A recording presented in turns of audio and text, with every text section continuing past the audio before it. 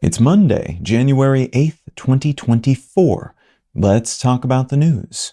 From BBC News, Romania and Bulgaria to join Schengen border-free zone by air and sea. Now that Austria has dropped a 2022 objection it raised due to concerns about more illegal immigration coming into Europe, Romania and Bulgaria are set to join the European Schengen Zone, which allows free movement between Schengen countries for people living in the zone, following more than 10 years of attempting to do so. About 400 million people live in Schengen countries and can thus travel around the zone without needing passports or having to pass through additional security checkpoints that are often required for folks visiting from international locales. These two new entrants to the zone will only have air and sea passage for the time being, with talks about opening land borders continuing into 2024. And this addition means Ireland and Cyprus are now the only EU countries that are not also part of the Schengen Zone.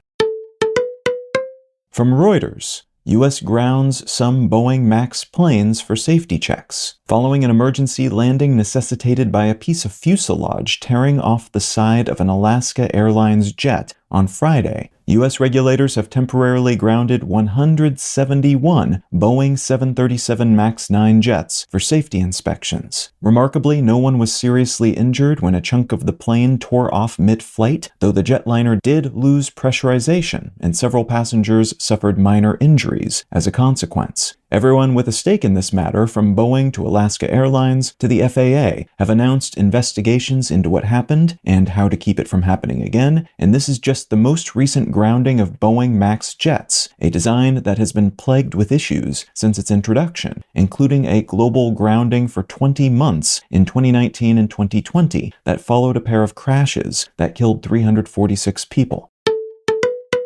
And from Axios, Republicans erupt over secrecy in Defense Secretary's hospitalization. Republican lawmakers have expressed deep concern and anger about a delay in being notified about the hospitalization of U.S. Defense Secretary Lloyd Austin. What seems to have happened is Austin went in for an elective medical procedure of some kind, there were complications, and he was then admitted to the hospital on January 1st. The issue is that people who are meant to be kept in the know about vital military matters like Congress and the President don't seem to have been made aware of this, even though the Deputy Defense Secretary was reportedly made ready to act in Austin's place if need be, though she was on vacation in Puerto Rico at the time. So while Austin has said in a statement that he is on the mend and takes responsibility for any transparency issues that might arise from his decision not to make a more complete disclosure about his hospitalization, some folks on the Republican side of the aisle are chalking this up to bad communication practices in the Biden administration, while others are saying Austin needs to be held accountable for this insufficient disclosure.